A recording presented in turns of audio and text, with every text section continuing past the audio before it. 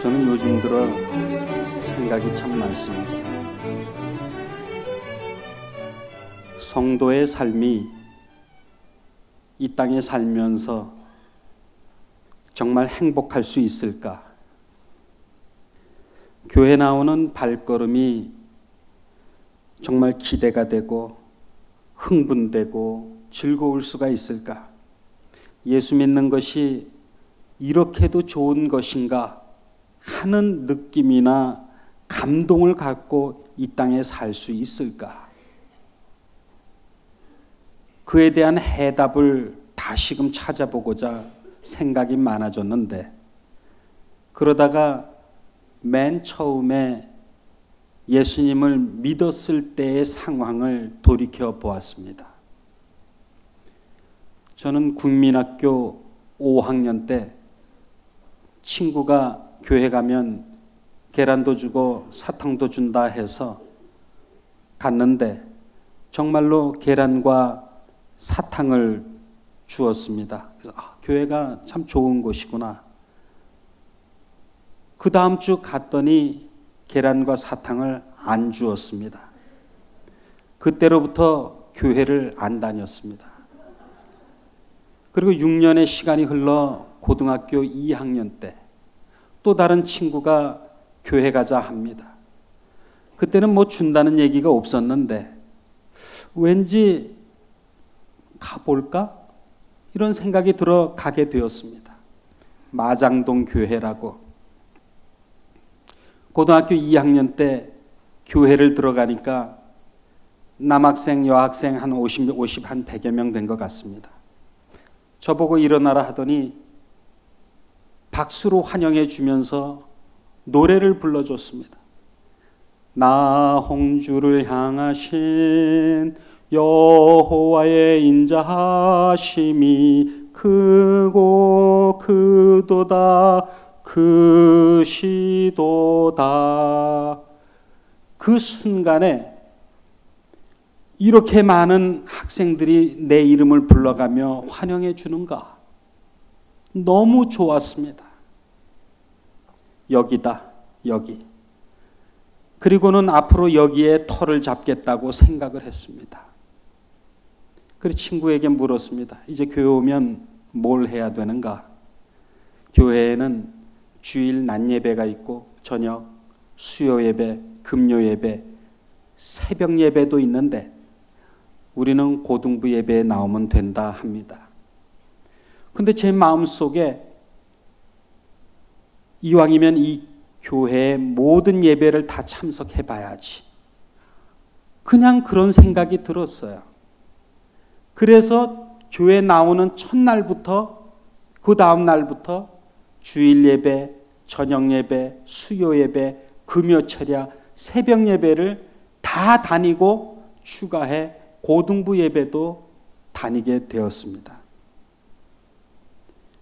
성경 말씀을 한없이 읽었습니다. 교회 가니까 목사님들이, 전도사님들이 설교를 하시는데 성경 말씀을 가지고 설교를 해 주셨어요. 우리를 가르쳐 주셨습니다.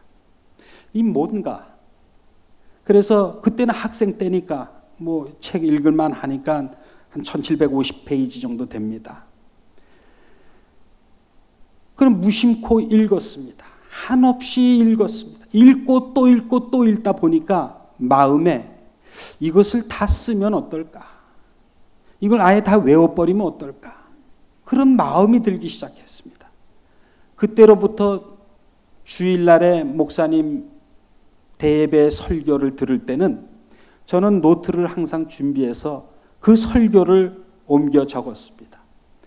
우리 목사님의 설교는 참 어려웠습니다. 웬만한 분들이 이해하기 쉽지 않다는 그 유명한 이북에서 오신 충현교회 김창인 목사님, 동도 최은 목사님, 강신명 목사님, 한경직 목사님 같이 마장동교회 양계성 목사님, 내나 다 이북 분들이십니다. 유명하기도 하고 참 우렁찬 목소리로 열정적으로 가르치시는데 그 내용을 알기는 쉽지가 않았습니다. 그래서 저는 노트에 다 옮겨 적으면서 그날 저녁에 집에 가서 성경 귀절이 한 20, 30개가 포함되는데 매주 그거를 노트에 다 옮겨 적고 그 주간에 그거를 다 외우려고 힘썼습니다. 우리 목사님이 설교를 시작하면 한 6, 700명 성도님은 출석 성도님으로 기억이 되는데 제가 알기로 50%, 60%의 성도님들은 주무십니다. 어떤 성도님들은 설교가 시작되면 주무시는 분도 있습니다. 저는 우리나라의 어떠한 불면증 환자도 우리 교회에 오면은 치료될 수 있다고 확신을 했습니다. 그마치 어려운 설교인데 잠을 자지 않기 위해서 노트를 준비해서 그것을 다 적고 풀어내고 외우고 학교 가서 그걸로 공부를 했습니다. 교회를 가니까 틈틈이 기도를 합니다. 대표 기도도 있고 누구 기도하세요도 있고 기도가 뭔가 그러면서 새벽 예배를 가면서 할 줄도 모르지만 남들을 보고 흉내를 내면서 따라해 보기도 하고 혼자 화장실에서도 해보고 연습도 해가면서 기도를 배워갔습니다.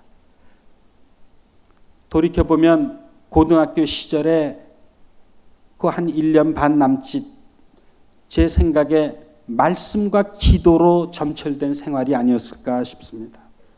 교회 가는 날이 참 좋았습니다.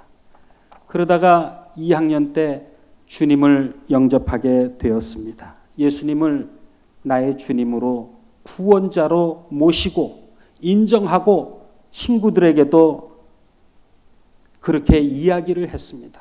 묻는 사람에게도 맞아. 나는 예수 믿기로 작정을 했고 이제 예수님이 나의 주님이고 나의 구원자셔. 이렇게 선언을 했습니다. 그때로부터 제 마음이 왠지 모르게 든든해지기 시작했습니다. 그리고는 아예 교회에서 살자고 마음을 먹었습니다. 그래서 학교 가기 전에 새벽에 와서 새벽 예배 드리고 학교 가고 학교에서 집에 가기 전에 교회에 들렸다가 오늘 공부를 했다고 이제 집에 간다고 인사드리러 왔다고 기도하고 그리고 또 자기 전에 교회를 와서 이제 잔다고 잘 때도 함께 해달라고 기도하고 그러다가 어느 때는 아예 교회에서 매일 철야를 했습니다. 저는 집보다 교회가 더 좋았습니다. 기도하는 사람이 제일 무서웠고 기도하는 사람이 제일 존경스러웠고 기도하는 사람과 어떻게 하든지 친구가 되고 싶었습니다. 세상에 주님과 대화한다니 이보다 더 무섭고 더 떨리는 일이 어디 있겠나. 나도 기도가 용사가 돼야지. 얼마나 많이 기도에 몰두했는지 모릅니다. 삼각산에도 가고 그 추운 겨울날 후배들을 데리고 소나무를 뽑으면 법에 걸리니까 뽑는 것처럼 성령 받을 때까지 오늘 이 밤에 함께 기도하자. 그럼 산기도를 다니고 순복음이 유명하다더라. 어느 교회가 유명하다더라. 그러면 또 친구들 후배들 데리고 철야를 가고 그렇게 고등부의 시절을 보냈었습니다. 그때는 성경 말씀에 예수님께서 기도하셨는데 응답이 되셨다. 이런 내용이 나오면 저도 그대로 하고 싶었습니다. 그대로 될 줄로 믿었습니다. 저희 교회 가는 길에 그 사이길 모퉁이 2층 집에 중국집이 있었는데 그 중국집에서 그 중국 짜장면 향기가 바깥으로 나오면 정말 배가 고파집니다. 안 그래도 배고픈 시절이었는데 참 먹고 싶어요. 그래서 어느 날은 하나님께 기도했습니다. 주님, 짜장면을 먹고 싶은데 저 짜장면을 주시옵소서. 우리 보통 그렇게 기도 안 하잖아요. 근데 그렇게 기도가 되는 거예요.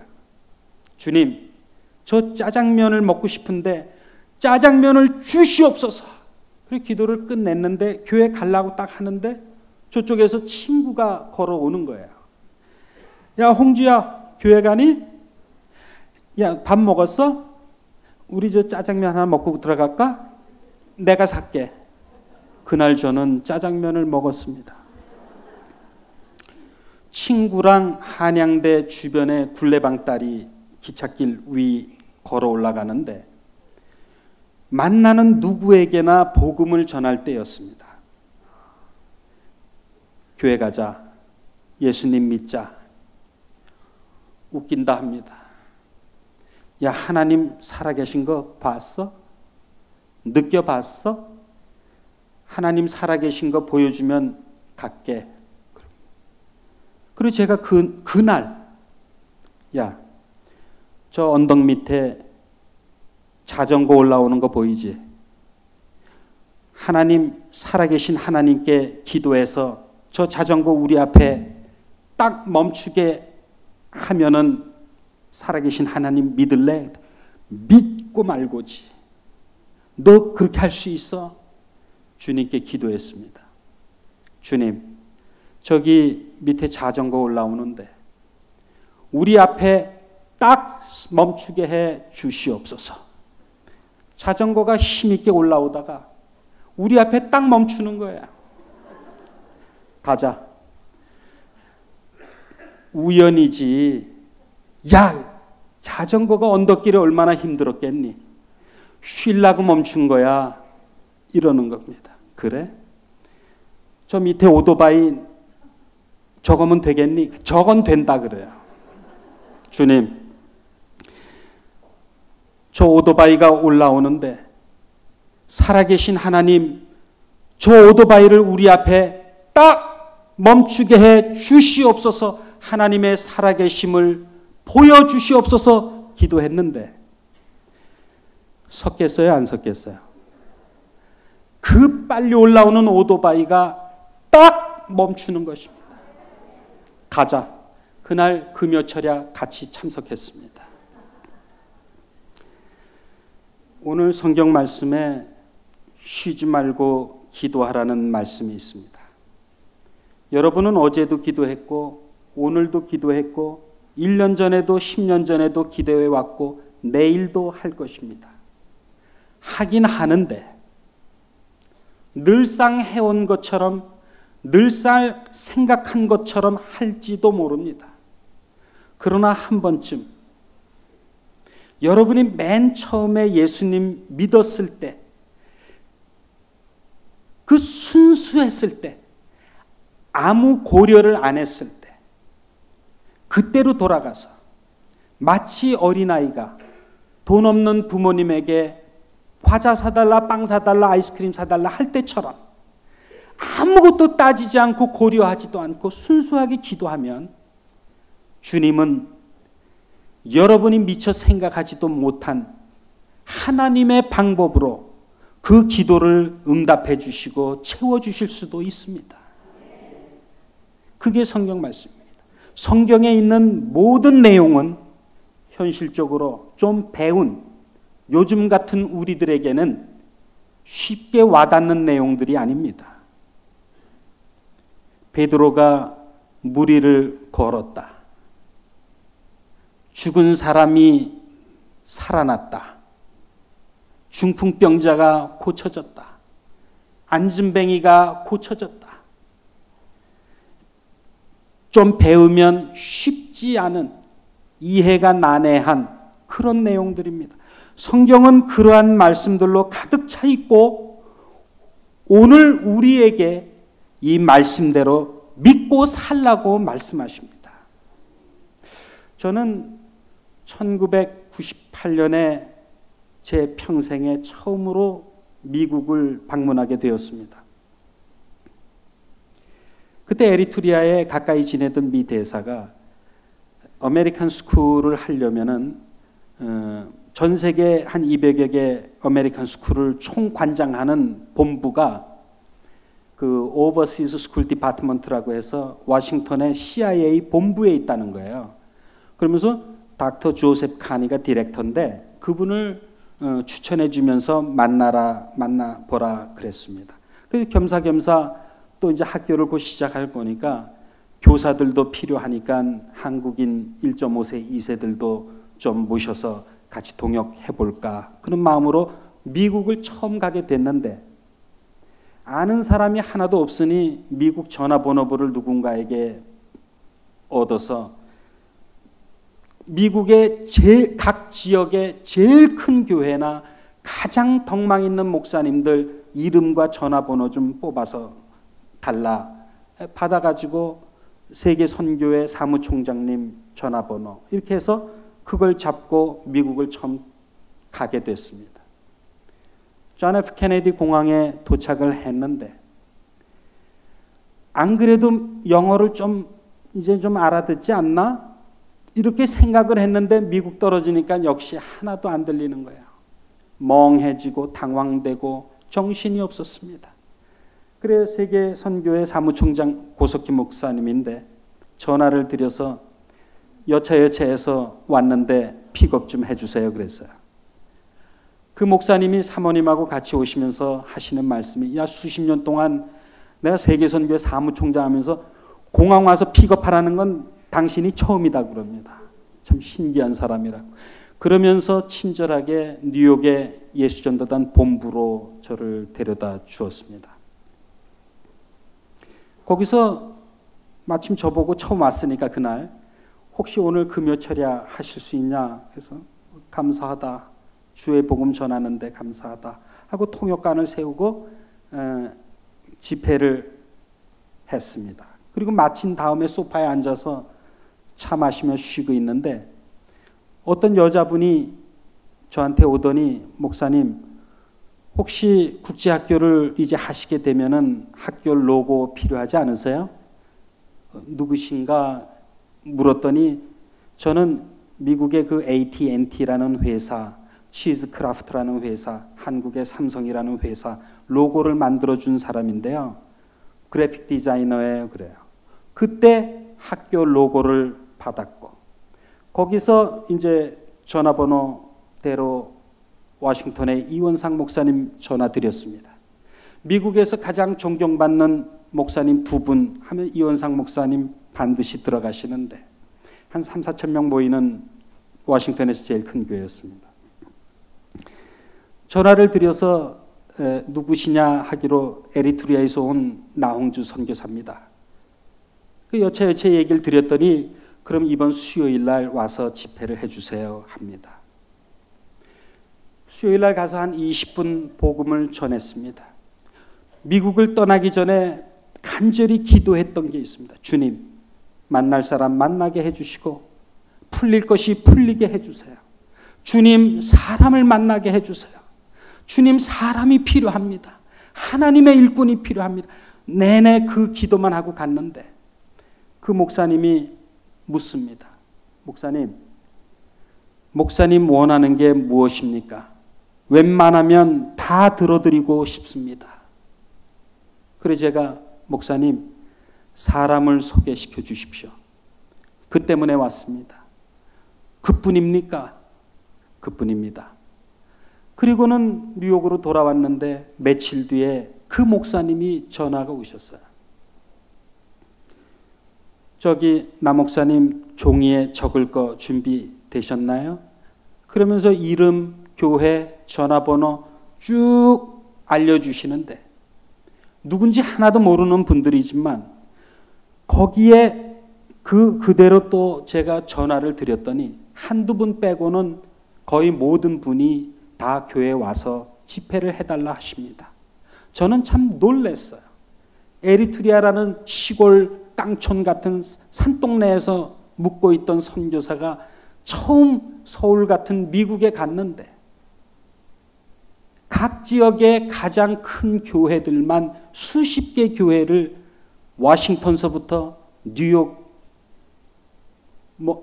필라델피아, 다 기억이 잘 안, LA, 시카고, 심지어 토론토, 오타와까지 전국을 누비면서 그렇게 복음을 나누는 은혜를 가진 적이 있습니다.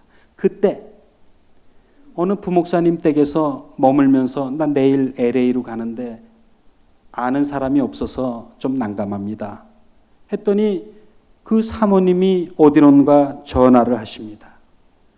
그러면서 LA에 신실한 집사님 가정이 있는데 목사님을 맞아 주실 겁니다. 그래요. 그래서 LA 공항에 딱 내렸는데 공항에 영접하러 오신 그 두 집사님은 남편은 LA 변호사고 부인은 LA 뉴욕 통합 변호사인데 참 성실한 분이에요. 그러면 저를 집으로 데려가는데 그 집이 베벌리 힐즈에 있었습니다. 거기서 한 10여일을 이제 묵기로 했는데 처음 집을 도착하니까 목사님, 이 집은 목사님 거. 원 없이 떠나실 때까지 마음 편히 있으세요. 그러면서 차를 한 대 또 주십니다. BMW 차였습니다. 세상에 한 번도 본 적이 없는 저에게 이렇게 대접해주고 이렇게 각별히 베풀어주는 사람이 있는가? 천사가 아닌가? 그런 생각을 했습니다. 이제 떠나기 전날에 식사하면서 물었습니다. 집사님, 이 집에 기도 제목이 있습니까? 목사님, 저희는 자녀가 없습니다. 자녀를 갖고 싶은데 자녀가 없습니다. 기도해 주세요. 그날 저희는 손잡고 셋이 기도했습니다. 문득 성경 말씀이 떠올랐습니다. 명년 이맘때 자녀가 있으리라. 그 말씀이 생각이 나서 그대로 기도했습니다. 주여, 이 가정을 기억하소서. 그 기도 제목을 응답하시되 명년 이맘때 자녀의 축복으로 응답해 주옵소서.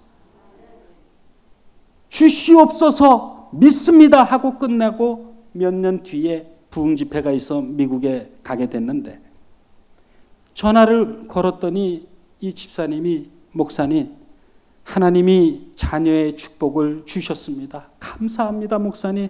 이번엔 쌍둥이를 주셨습니다. 목사님 어서 오세요. 축복을 더블로 받았다고 너무 감사합니다. 가끔 우리 기도하는데 힘없이 기도할 때도 있고 별 기대 없이 할 때도 있어요. 기도는 여러분이 어떤 생각을 하시든지 간에 땅에 떨어지는 것은 하나도 없습니다. 지금 응답이 안 됐으면 모아집는 것 같아요. 모아집니다. 성경에 쉬지 말고 기도하라. 그 말은 부단히 기도하라. 성실하게 기도하라. 한결같이 기도하라는 얘기예요. 왜 아까처럼 짜장면 같이 오토바이처럼 즉시로 되는 경우도 있어요. 그런 예도 참 많이 있어요.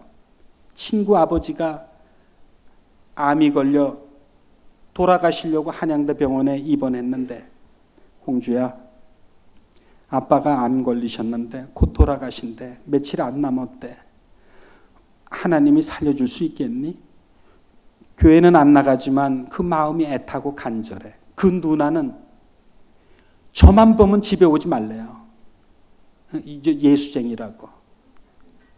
그런데 이제 기도의 동지들을 모아 한양대 병원으로 갔어요.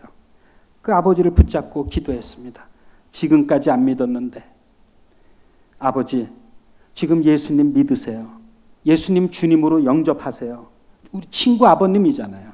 야, 너도 기도해 하면서 친구도 이제 다 기도한 거예요. 하나님, 오늘 하나님의 살아계심을 보여주세요. 역사해 주시옵소서. 치료해 주시옵소서. 며칠 간다던 그 아빠가 한 1년 남짓 사셨어요. 물론 돌아가셨습니다. 근데 아버지도 돌아가셨는데 저를 늘 너 우리 집에 오지 마 했던 그 누나가 지금 남포교회 20여 년 수석 부목사로 있는 그 목사님 사모가 됐습니다. 기도는 지금 당장 이루어지지 않아도 다 모아져 어딘가에서 축복으로 터질지 모릅니다. 여러분이 이 성현교회가 이게 참 보통 교회가 아닙니다. 저는 성현교회 하면은 그 기억밖에 안 나요. 그 90년대에 있었던 그 이슈인데 성현교회 올 때 목사님 면접을 봤을 때 목사님이 물었습니다. 저 나홍주 전도사는 뭘 잘합니까? 네, 목사님, 전도가 제 은사입니다. 그랬습니다. 물론 다양한 백도 있었겠지만은 저는 어느 교회 가도 그 젊은 시절에는 웬만한 교회에서는 다 취직될 거라는 어떤 작은 확신이 있었습니다. 세상에 어느 목사님이 전도가 은사라는데 싫다는 사람이 있습니까? 저는 대학도 하나님께 고등학교 3학년 때 기도했습니다. 하나님, 저 사실 공부 잘 못했습니다. 너무 예수에 미쳐 살다가 성경에 미쳐 살고 기도에 미쳐 살다가 교과서가 어디 있는지 잊어버렸습니다. 대학은 가야 되겠는데 성령님 역사해 주시옵소서. 만약 대학 갈 수만 있다면 이제 힘들 것 같은데 그래도 갈 수만 있다면 하루 5명씩 졸업할 때까지 전도하겠습니다. 도저히 갈 것 같지 않았던 대학교를 간신히 가게 됐습니다. 그러니까 이제 남은 게 뭐가 있어요? 하루 5명씩 졸업할 때까지 전도하겠다는 그 약속이 남은 거예요. 돌이켜보건대 졸업할 때까지 저는 하루에 5명씩 4년 동안 거의 전도했던 것 같습니다. 만나는 누구에게나 복음을 전했습니다. 사육신 공원을 노상 갖고 남산 공원을 노상 갖고 갈 수가 없으면 지하철에서 했고 버스에서도 했고 시장 바닥에서도 했고 누구에게나 복음을 전했었습니다. 그렇게 하고 신학교를 왔는데 이제 우리 목사님이 뭘 잘합니까? 다른 생각은 안 나고 전도가 제 은사입니다. 그 해 성현교회 1990년에 목사님이 어느 날 교육자 회의를 하는데 1만 명 이후 초청 이야기를 꺼내십니다. 길거리 지나가다가 어디선가 그 표를 보신 거예요. 저도 본 적이 있었어요. 뭐 5천 명 초청, 3천 명 초청도 있었는데 제일 큰 게 1만 명 초청이었는데 어디서 그 표를 보고 오신 거예요. 그러면서 목사님이 우리 교회도 저 1만 명 초청잔치 하고 싶다고. 그때 우리 교회가 한 600, 700 정도 모이는 작은 교회였습니다. 전 지금 오늘 너무 충격받아서 그랬는데 그때도 이런저런 얘기가 좀 있었어요. 신학적으로 그게 맞느냐? 주변의 작은 교회들은 어떡하느냐? 교회 재정이 넉넉하냐? 무엇보다도 600명 모이는 이 교회에 1만 명이 현실적으로 어떻게 들어오냐? 꿈은 좋은데 허황되다. 현관문이 부서진다. 화장실이 무너질 것이다. 여러분 1만 명의 숫자가 얼마나 큽니까? 장충당 체육관도 5천인가 밖에 안 되는데. 근데 목사님은 우리 목사님의 장점이 있다면 가끔 좀 순수한 면이 있어요. 이게 깊이 생각하셨겠죠. 근데 우리가 볼 때 깊이 생각한 게 아니라 그냥 하나님의 음성 같은 그렇게 불쑥불쑥 얘기할 때가 있어요. 근데 저는 그게 그때는 좋았습니다. 야, 목사님이 그냥 전도하시잖아요. 근데 전도로 들어왔는데 안 됩니다 할 수는 없잖아요. 제가 전도 특공대를 했고 집사님, 권사님들이 난 우리 성현교회 성도님들이 참 대단하신 것 같아요. 지금 그분들이 여기 계신지는 모르겠지만 그것도 한 20년 전 얘기인데 목사님이 뭐 하자 하시면 그냥 하십니다. 그때 어깨띠 두르고 전도지 들고 포스터를 들고 전봇대마다 벽마다 포스터 붙이고 닥치는 누구에게나 만나는 누구에게나 전도지 주면서 근데 저는 신방교역자였으니까 신방 다닐 때 쓰는 봉고차 15인승 봉고차에다 목소리 좋은 여집사님 녹음해서 붙여 1990년 6월 10일입니까? 1990년 6월 10일 성현교회로 그 6월달이 다 돼가면서 무척 더웠는데 저희는 배추 장사보다 더 열심히 복음을 팔았던 것 같습니다. 그렇게 열심히 한 적이 없었던 것 같아요. 성남 시장서부터 운동장서부터 성남에는 길이 좁고 협착한 언덕들이 많습니다.